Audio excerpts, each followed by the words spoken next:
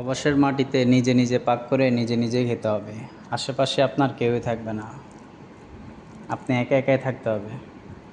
তো এই যে আজকে আমি রান্না করলাম মিষ্টি কুমড়া, এমন সাগরের মাছ, এই যে বড় একটা মাছ। আর এগুলো হলো দোকানে যেখানে কাজ করি এখানে কাজ করে খাওয়ার জন্য বেড়ে নিছি বাটিতে।